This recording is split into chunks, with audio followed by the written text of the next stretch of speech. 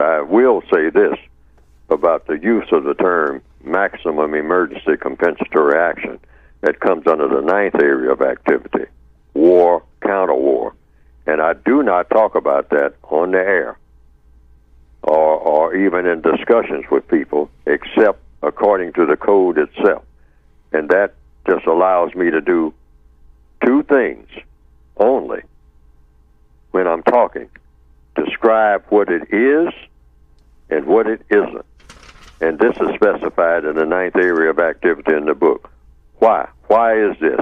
That on these broadcasts, I will not talk about the details of maximum emergency compensatory action because it has to do with killing. Killing is serious business. So therefore, there can be what? No confusion. None. Not 1 ounce, not one shred of confusion. That shouldn't be contaminated in any way with any misunderstanding. Misunderstanding when it comes to war and counter-war is absolutely verboten. It's prohibited.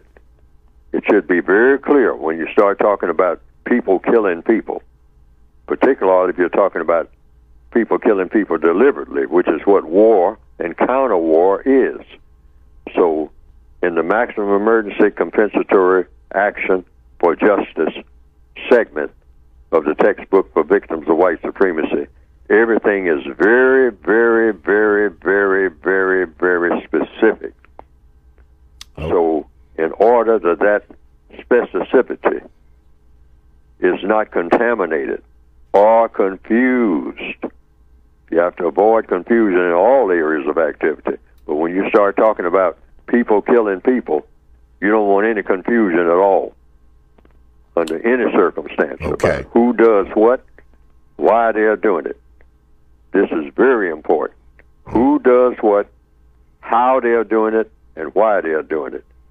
And so when you're talking about that particular segment of the compensatory code, and that is mentioned, you limit your remarks to what it is and what it isn't, and you don't correlate that in conversation with anything that's happening in the news. Okay. You don't point out. You don't say, well, that's what that was or that, because that's a part of what is said in the code itself.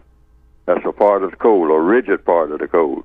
The only person that really knows about maximum emergency compensatory justice when they enact it is the person that enacts it. And no one else is supposed to make an assessment about it.